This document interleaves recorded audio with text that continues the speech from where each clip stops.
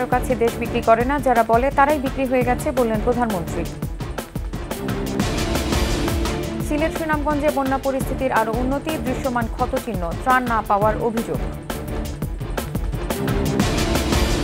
স্বপ্নের পদ্মা সেতুর 2 বছর, অর্থনীতি ত্বরান্বিত হওয়ার প্রত্যাশা।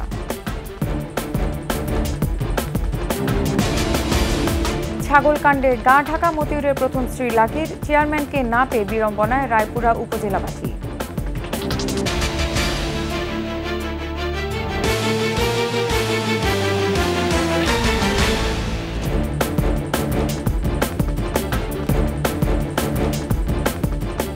শুনছিলেন ফার্স্ট সিকিউরিটি ইসলামী ব্যাংক পিএলসি সংবাদ শিরোনাম। আমন্ত্রণ জানাচ্ছি 21 দেশের সংবাদে, সাথে আছি আমি নাদিস মুজিবুর।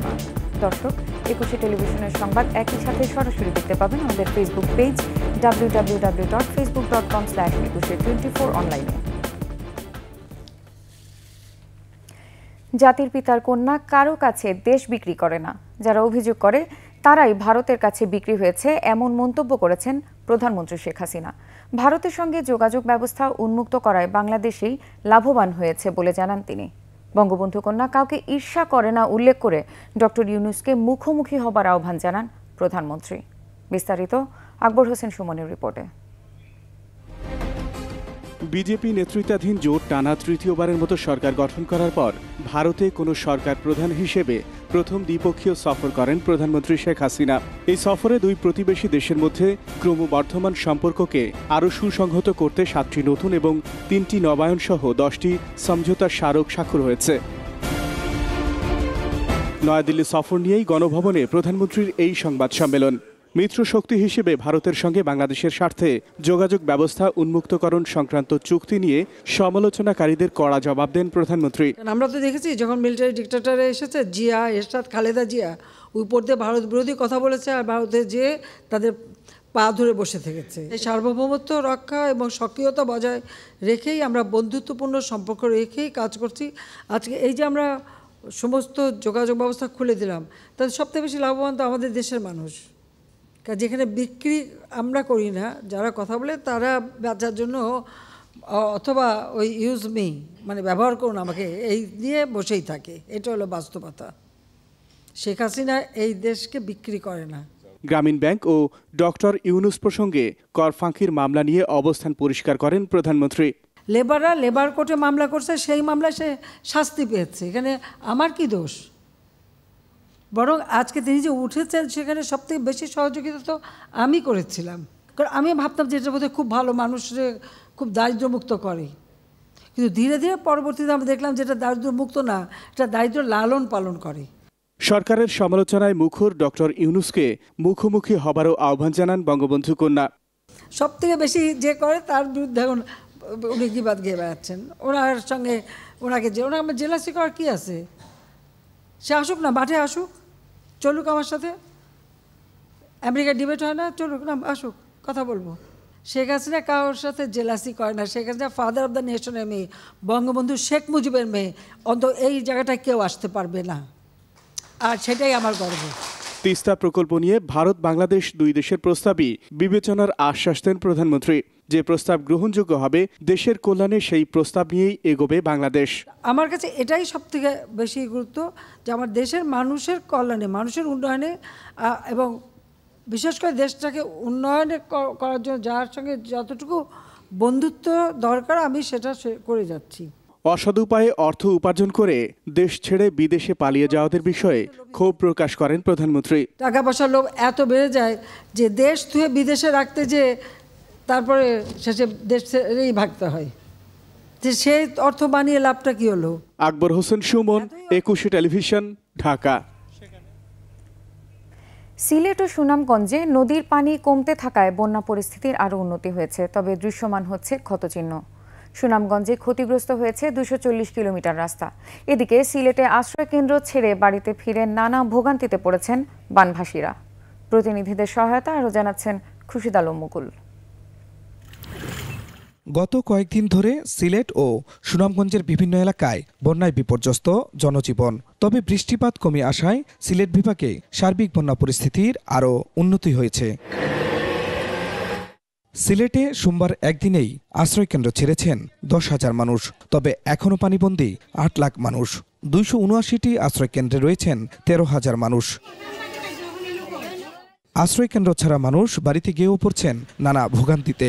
নষ্ট হয়েছে ঘরের আসবাবপত্র, ময়লা পানির উটকো গন্ধসহ ছড়াচ্ছে পানিবাহিত রোগ। রয়েছে ত্রাণ না পাওয়ার অভিযোগও। এখন তো মনে হয় যে পানি কোনো চলা চলছে, মানুষের পাওয়া গাওটা হয়ে রয়েছে। আমাদের ঘরের পানি শুকাইছে, কিন্তু ঘরের দরজার সামনে এখন অনেক পানি আছে, ময়লা আবর্জনা আছে। আমরা ঘর থেকে বার হইতেও অসুবিধা হয়। চিরা মুড়ি দেয়, ওই চিরা মুড়ি খাইয়ে আমরা দিন কাটাইতো। তুমি সোনারা ওয়াতকান খিচুড়ি দিছে না, ঘর হইছে 5 জন 6 জন মানুষ ওয়াতকান খিচুড়ি খায়া কি হইরা তখন যায়। এদিকে সুনামগঞ্জে বন্যা পরিস্থিতির উন্নতি হলেও পাহাড়ি ঢলে বিধ্বস্ত 240 কিলোমিটার সড়ক।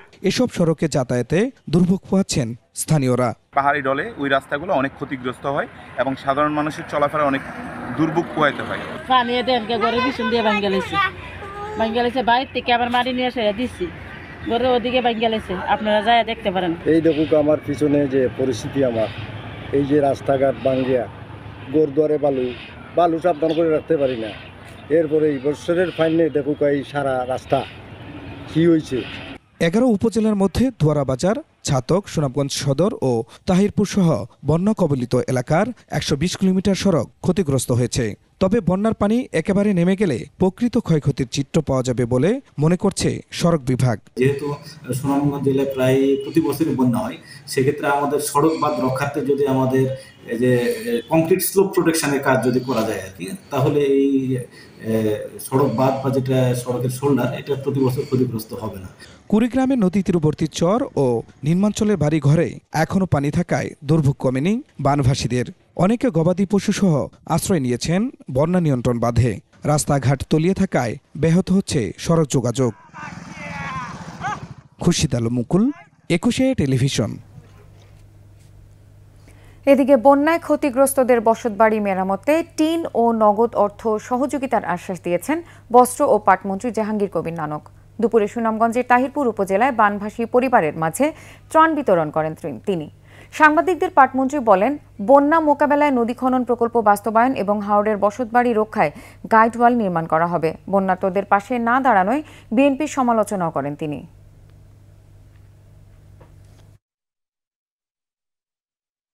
সেটি নদী খনন থেকে শুরু করে প্রোটেকশন, ওয়াল প্রোটেকশন দেওয়া, সমস্ত বিষয়গুলি আমাদের চিন্তার মধ্যে আছে।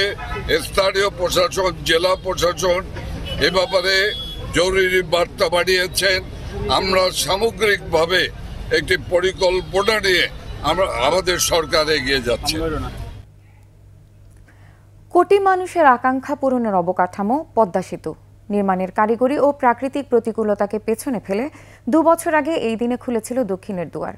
শুধু তাই নয়, আশা জাগানিয়া প্রকল্পটিকে বাস্তব রূপ দিতে বহু ষড়যন্ত্রের নাগপাশ ছিন্ন করতে হয়েছিল। সেতুটি স্বাধীন বাংলাদেশের সক্ষমতার প্রতীকও বটে। এই সেতুকে ঘিরে মানুষের প্রত্যাশা ও প্রাপ্তির গল্প জানাচ্ছেন মোহাম্মদ নুরুন নবী। ছবি তুলেছেন ইয়াকুব লিটু।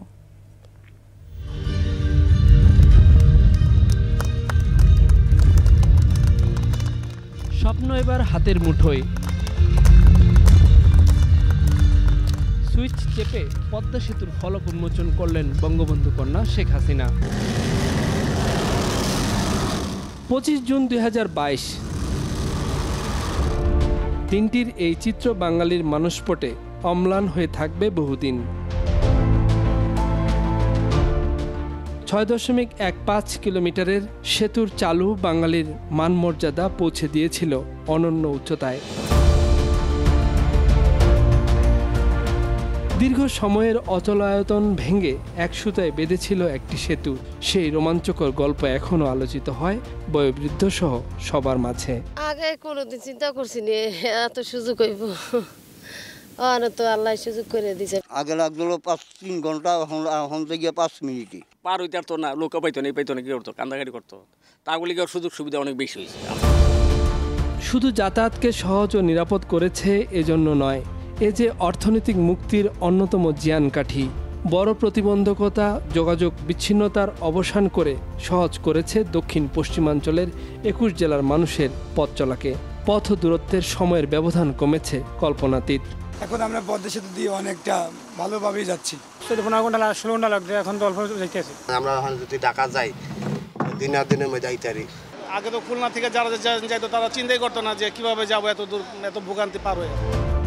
একটি রূপান্তরের মধ্য দিয়ে যাচ্ছে অর্থনৈতিক অগ্রযাত্রার পথ চলা। মানুষ সরাসরি এর সুফল ভোগ করছে। ঠিক এখনই এই সেতুর প্রাপ্তি কিংবা মূল্যায়ন করা ঠিক হবে না মত প্রকল্প সংশ্লিষ্টদের। তবে গেল 2 বছরে কারিগরি দিক দিয়ে সফলভাবে কর্মক্ষমতা দেখিয়ে এসেছে এই সেতু। উল্লেখযোগ্য কোনো আমাদের ইনশাআল্লাহ কোনো ডেভিয়েশন ওরা পায়নি। তো উই আর হ্যাপি যে আবার আমাদের যেই কাজটা আমরা করেছি মানুষের জন্য সেবা দিতে পারছি। অর্থায়ন নিয়ে মিথ্যা অভিযোগে বিশ্বব্যাংকের ষড়যন্ত্রের নাগপাশ ছিন্ন করে নিজস্ব 30,193.38 কোটি টাকার সেতু বানিয়েছে জাতি। আমরা বলছি যে আসলে সাউথ বেঙ্গল আসলে পুরো দেশটাই তো একটা ইন্টিগ্রেটেড কান্ট্রি। এটার জন্য ধরেন আমাদের বন্দর ঠিকমতো কাজ করছিল না, মানুষের ওখানে কলকারখানা হচ্ছিল, যে উৎপাদনের জন্য যেই জিনিসগুলো দরকার সেগুলো তো এখন আস্তে আস্তে গড়ে উঠতেছে। এটা হয়তো একদিনে পরিবর্তনটা আসবে না। অর্থনৈতিক কর্মকাণ্ডে যে শক্ত ভিত গড়ে দিয়েছে তা ভবিষ্যৎ বাংলাদেশকে এগিয়ে নিয়ে যাবে বহুদূর। কারণ আছে আমাদের ভরসার অবকাঠামো পদ্মা সেতু। এ ব্যাপারে কোনো সন্দেহ নেই, বাংলাদেশের উন্নয়ন সমালোচক, শত্রু, বন্ধুদের প্রত্যাশাকেও ছাড়িয়ে গেছে। বিশেষ করে প্রধানমন্ত্রী শেখ হাসিনার বিচক্ষণ নেতৃত্বে গেল 3 মেয়াদে 1 দশকে তা আরও বেশি মূর্ত হয়ে উঠেছে। স্বাধীনতার পরে যে কয়টি অবকাঠামোগত উন্নয়ন দেশের অর্থনীতিকে শক্ত ভিতের উপর দাঁড় করিয়েছে তাদের মধ্যে অন্যতম হলো এই পদ্মা সেতু। পুরো বাংলাদেশকে একটি উৎপাদনশীলতার বলয়ে নিয়ে এসেছে। এমনকি যেসব অঞ্চলে যোগাযোগ ব্যবস্থা একেবারে অপ্রতুল সেগুলোকেও উৎপাদনশীল করে গড়ে তুলছে। এই পদ্মা সেতু বানানোর সার্থকতা তখনই আসবে যখন এর সুফল পরিপূর্ণভাবে বাংলার মানুষ ঘরে তুলতে পারবে। মোহাম্মদ নুরুন নবী, 21 টেলিভিশন, মাওয়া, মুন্সিগঞ্জ। সামাজিক যোগাযোগ মাধ্যমে ছাগলকাণ্ডে বিতর্কিত জাতীয় রাজস্ব বোর্ডের সাবেক সদস্য ডক্টর মতিউর রহমানের সঙ্গে গা ঢাকা দিয়েছেন তার প্রথম স্ত্রী লায়লা কানিজ লাকিও। নরসিংদীর রায়পুরা উপজেলা পরিষদের চেয়ারম্যান লাকির অনুপস্থিতিতে বিড়ম্বনায় সেবা প্রত্যাশীরা। নরসিংদী প্রতিনিধি মাখন দাসের রিপোর্ট, জানাচ্ছেন রত্না জামান। ঈদের 3 দিন আগে সর্বশেষ রায়পুরা উপজেলা পরিষদের নিজ কার্যালয়ে আসেন চেয়ারম্যান লায়লা কানিজ লাকি। ছুটি শেষে একবারের জন্যও আসেননি, বাড়িতে নেই তিনি, দেখা যাচ্ছে না জনসমক্ষেও। বিড়ম্বনায় উপজেলাবাসী। প্রতিটি ফাইলের এটা উপজেলা চেয়ারম্যান পর্যন্ত গিয়ে পৌঁছে পাস করতে হইলে উপজেলা চেয়ারম্যানের স্বাক্ষর লাগে। এই স্বাক্ষরটা না দিতে পারলে উপজেলার অনেক কাজকর্ম বন্ধ থাকে। কিছু লোকের জমি দেওয়া গেছে নেওয়ার কথা 20 ডিসিম, আর জমি আছে 100 ডিসিম। এই পাশে নেওয়ার কথা, ওই পাশে না নেওয়া, টাকা দিয়ে ওই পাশে দখল করে পুরোটা ব্লক করে নিছে। এখন টাকা দেওয়ার কথা দেওয়া গেছে 1 লোকের 100 টাকা, সে 20 টাকা দিয়ে 10 টাকা দিয়ে এইভাবে দামাচাপা দিয়ে 1 বছরের টাকা 5 বছরে হয়তো কাউকে দিতে, অনেকের টাকা দেয় নাই। বছর 3 আগে এই ব্যাপারে আমি বিভাগীয় কমিশনারের কাছে, প্রধানমন্ত্রীর কার্যালয়ে এবং দুদকে একটা দরখাস্ত দিয়েছিলাম। এই বিষয়ে কথা বলতে রাজি নন উপজেলা প্রশাসন। লাকির বিরুদ্ধে স্বেচ্ছাচারিতায় দলকে ধ্বংসের মুখে ঠেলে দেওয়ার অভিযোগ আওয়ামী লীগের। সামনে এসেছে তার কক্ষে সাধারণ মানুষকে কখনোই ঢুকতে না দেওয়ার অভিযোগও। এইভাবে যে বহিরাগত লোক আইসা হঠাৎ করে এইসব ভালো ভালো সৃষ্ট পদগুলিতে তারা বৈশা প্রশাসনের কাজ করে, আমাদের আদর্শ থাকবে না। উনি তো বিনা প্রতিদ্বন্দ্বিতায় হয়েছিলেন, ওনার একটা অহংকার ছিল, ওনার টাকা পয়সা আছে, সেটা ওনার গর্ব বা অহংকার। কিন্তু উনি আমাদেরকে কখনো ওইভাবে মূল্যায়ন করেননি। আমাদের উপজেলা পরিষদের বিভিন্ন উন্নয়নমূলক কার্যক্রম যেগুলো আছে সেগুলোর ব্যাপারে কখনো উনি আমাদের সঙ্গে কোনো সমন্বয় করেননি। বক্তব্য জানার চেষ্টায় কোথাও পাওয়া যায়নি লাকিকে, বন্ধ সবকটি মোবাইল নম্বরও।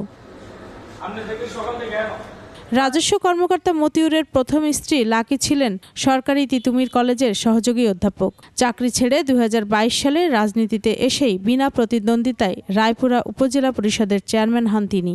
আছেন নরসিংদী জেলা আওয়ামী লীগের ত্রাণ ও সমাজ কল্যাণ বিষয়ক সম্পাদকের দায়িত্বে। ছাগলকাণ্ডের পর লাকির নামে থাকা সম্পদের বিবরণ শুনে বিস্মিত স্থানীয়রাও। রত্না জামান, 21 টেলিভিশন।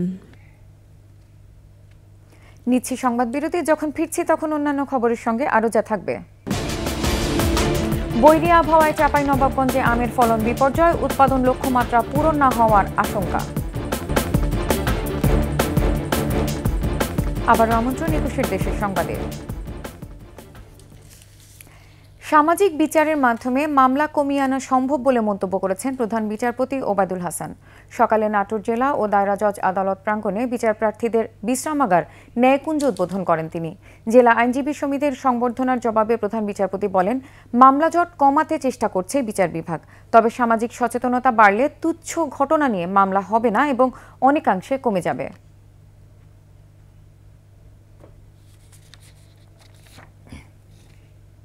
একই রকম মামলার যেগুলো সেগুলোকে একত্রিত করে তাড়াতাড়ি শেষ করার চেষ্টা করছি। এই মামলাগুলোর মধ্যে একটা বিরাট অংশ কিন্তু আপনারা জানেন এখনও ইনভেস্টিগেশন পর্যায়ে আছে। যেগুলো ইনভেস্টিগেশন পর্যায়ে আছে এগুলি এসপি সাহেবের নিয়ন্ত্রণে এখানে স্থানীয়ভাবে, সেগুলি ইনভেস্টিগেশন শেষ না হওয়া পর্যন্ত এগুলি কিন্তু মামলা বলা যাবে না। আমাদের আইনের ভাষায় এটা প্রসিডিংস না। প্রসিডিংস যদি এটা না হয়ে থাকে, এই হিসাবটা আমাদের ঘাড়ে আসছে, এটা ঠিক, কিন্তু তারপরও এই মামলাগুলো শেষ করার জন্য আমরা চেষ্টা করছি। গোপালগঞ্জের টুঙ্গিপাড়ায় জাতির পিতা বঙ্গবন্ধু শেখ মুজিবুর রহমানের সমাধিতে শ্রদ্ধা জানিয়েছেন নতুন সেনাবাহিনী প্রধান জেনারেল ওয়াকারুজ্জামান। দুপুরে সমাধিসৌধ বেদিতে পুষ্পস্তবক অর্পণ করে গভীর শ্রদ্ধা জানান সেনাপ্রধান। বাহিনীর চৌকস দল তাকে গার্ড অফ অনার দেয়। পরে বঙ্গবন্ধু ও তার পরিবারের শহীদ সদস্যদের রুহের মাগফিরাত কামনায় ফাতেহা পাঠ ও বিশেষ মোনাজাতে অংশ নেন তিনি।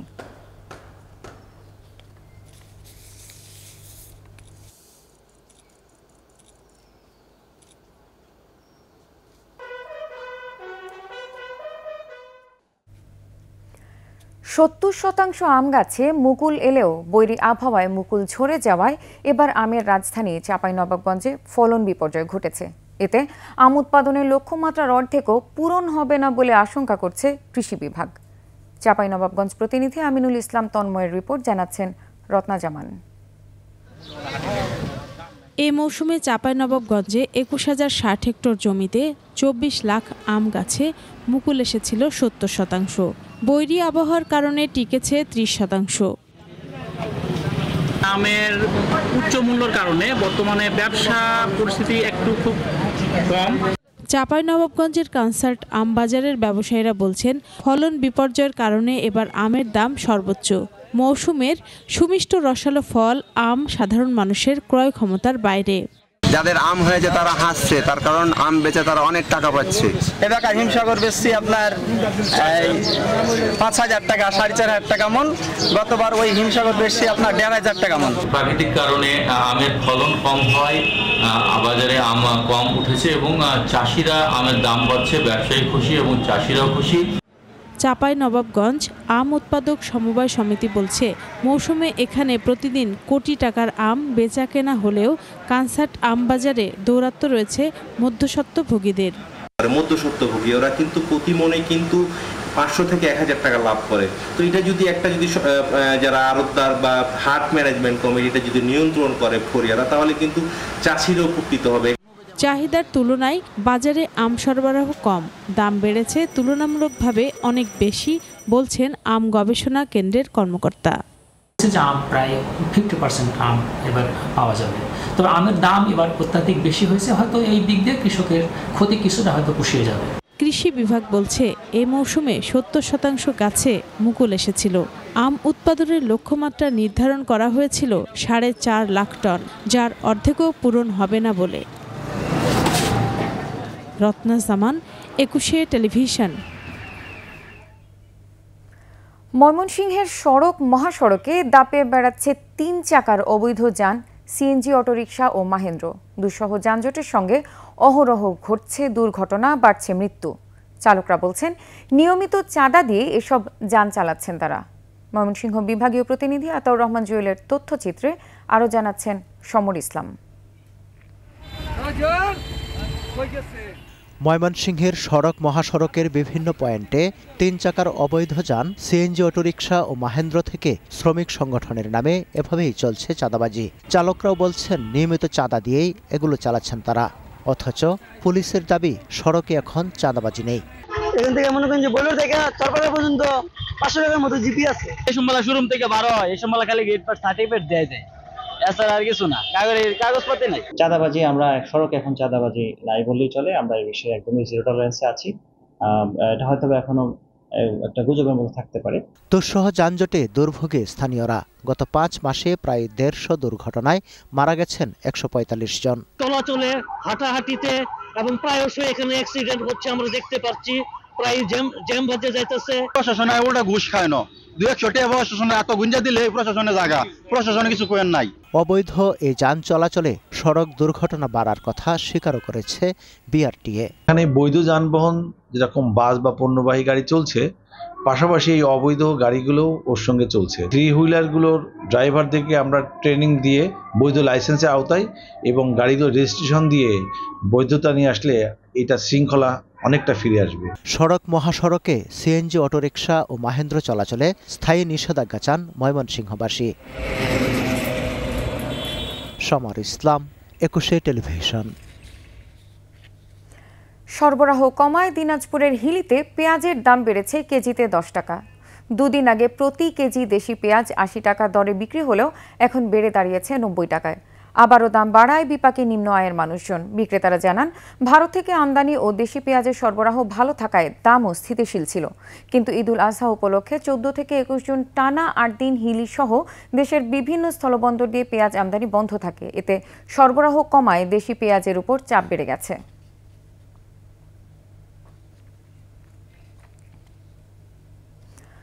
বগুড়ায় আইএফআইসি ব্যাংকের সিন্দুক কেটে প্রায় 30 লাখ টাকা লুটের ঘটনায় 4 জনকে গ্রেফতার করেছে পুলিশ। তাদের কাছ থেকে 10,85,940 টাকা, একটি মোটরসাইকেল এবং সিন্দুক ভাঙা লোহার শাবল জব্দ করা হয়। গ্রেপ্তারকৃতরা হলেন বগুড়ার সোনাতলা উপজেলার দক্ষিণ আটকরিয়া গ্রামের পাভেল, আদমদিঘির তালসন গ্রামের বিপ্লব, বিমল রাজভর ও জাহিদুল ইসলাম। গত 12 জুন আইএফআইসি ব্যাংকের বগুড়া সদরের একটি শাখা থেকে 29,40,618 টাকা লুট হয়।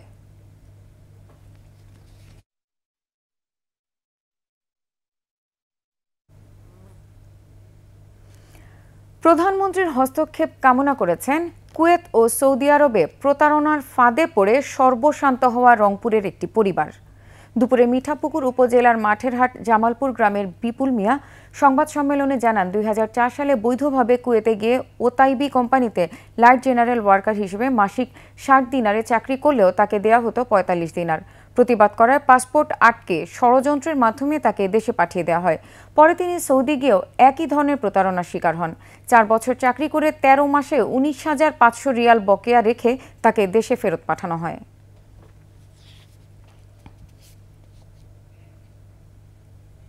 এবার চট্টগ্রাম সংবাদ।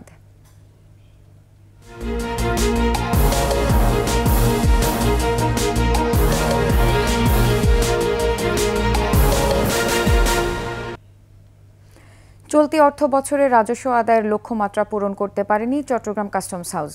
৭৭,৬১৬ কোটি টাকার লক্ষ্যমাত্রার বিপরীতে সংগ্রহ করতে পেরেছে প্রায় ৭০,০০০ কোটি টাকা। এর জন্য ডলার সংকটকে দায়ী করেছেন কাস্টমস কর্মকর্তারা। 2023-24 অর্থ বছরের 11 মাসে গত মে মাস পর্যন্ত সংস্থাটি রাজস্ব আদায় করে ৬২,০২৪ কোটি ৯৯ লাখ টাকা।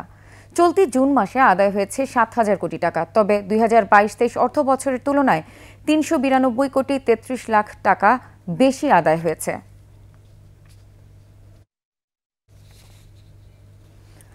অবকাঠামো সহ উন্নয়ন প্রকল্পের বরাদ্দের সঠিক বাস্তবায়নে জনপ্রতিনিধি ও সরকারি কর্মকর্তাদের একযোগে কাজ করার আহ্বান জানিয়েছেন চট্টগ্রামের জেলা প্রশাসক আবুল বাশার মোহাম্মদ ফখরুজ্জামান। সকালে সার্কিট হাউস মিলনায়তনে মাসিক সমন্বয় সভায় তিনি বলেন, সরকারের লক্ষ্য হচ্ছে আধুনিক, উন্নত ও সমৃদ্ধ বাংলাদেশ বিনির্মাণ। সে লক্ষ্যে কাজ করছেন প্রধানমন্ত্রী শেখ হাসিনা।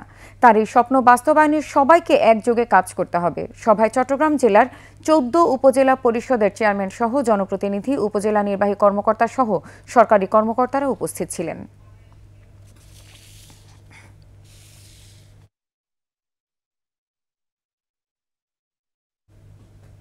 শেষ করছি 21 দেশের সংবাদ। যাবার আগে ফার্স্ট সিকিউরিটি ইসলামী ব্যাংক পিএলসির সংবাদ শিরোনামগুলো জানিয়ে দেব আরও একবার। শেখ হাসিনা কারো কাছে দেশ বিক্রি করে না, যারা বলে তারাই বিক্রি হয়ে গেছে বললেন প্রধানমন্ত্রী। সিলেট সুনামগঞ্জে বন্যা পরিস্থিতির আরও উন্নতি, দৃশ্যমান ক্ষতচিহ্ন, ত্রাণ না পাওয়ার অভিযোগ। স্বপ্নের পদ্মা সেতু 2 বছর, অর্থনীতি ত্বরান্বিত হওয়ার প্রত্যাশা।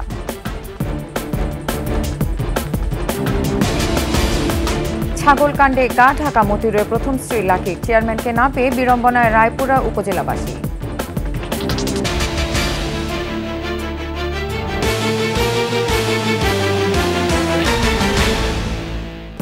সর্বশেষ সংবাদ জানতে ডায়াল করুন 2021 নম্বরে আর ভিজিট করুন 21tv.com ওয়েবসাইটে।